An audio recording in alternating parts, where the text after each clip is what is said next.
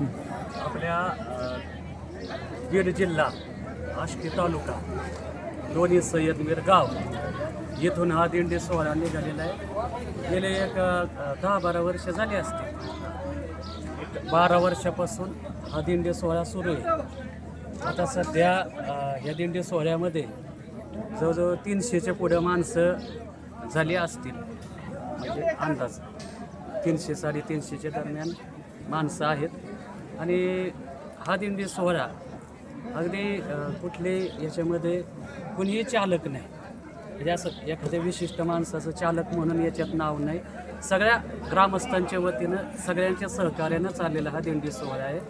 लोणी सय्यदमीर ते श्री क्षेत्र पंढरपूरपर्यंत याचे 9 मुक्काम पडतात, आहे की नाही. 9व्या दिवशी आपण काल्याचं हे करून परत जातो. हां, तर अशा पद्धतीने हा दिंडी सोहळा चाललेला आहे. सगळे वारकरी देवाच्या भेटण्याच्या ओढीनं अतिशय उल्हासानं उत्साहात नाचत गात अगदी आनंदानं उड्या मारत पंढरपूरला नाचत जाऊ, त्याच्या गावारी खेळूया अशा पद्धतीनं. अगदी हा जो सुख सोहळा आहे हा वैकुंठामध्ये नाही असं, आणि हे पृथ्वीवरचं वैकुंठच आहे. तुका म्हणे सोपी केली पायवाट आणि पंढरी वैकुंठ भूमीवरी, आणि म्हणून या भूवैकुंठ पंढरपूरला अतिशय आनंदानं चाललेला हा दिंडी सोहळा आहे. रामकृष्ण हरी पायी दिंडी सोहळा हे आमचे महिन्याचे वारकरी आहेत. दर महिन्याला पंढरपूरला येतात वारकरी. बोडरे सर.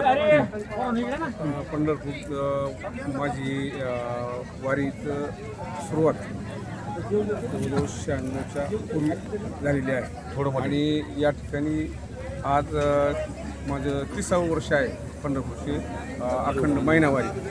आणि महिनावारी करत असताना त्या ठिकाणी असं आहे वारकऱ्याचं की देह जावा राहावं पांडुरंगी दरड भाव. भगवान परमात्म्याशी एकरूप झाल्याशिवाय तो वारकरी त्या ठिकाणी दिसून येत नाही. आणि वारकऱ्यांना त्या ठिकाणी वारी करत असताना जे काय आपल्या अंगामध्ये षडविकार आहेत ते षडविकार नाश केला पाहिजे, आणि नाश करूनच ही वारी त्या ठिकाणी आपण आपली वारी साध्य केली पाहिजे. आणि हा खरोखरच हा सुख सोहळा आमचा या ठिकाणी 300च्या दरम्यान हा वारीचा जी आहे वारकरी, आणि हे वारकरी त्या ठिकाणी अगदी गुण्यागोविंदाने अगदी हसत खेळत नाचत त्या ठिकाणी चाललेले आहेत. आणि कसल्याही प्रकारची त्या ठिकाणी संकट नाही.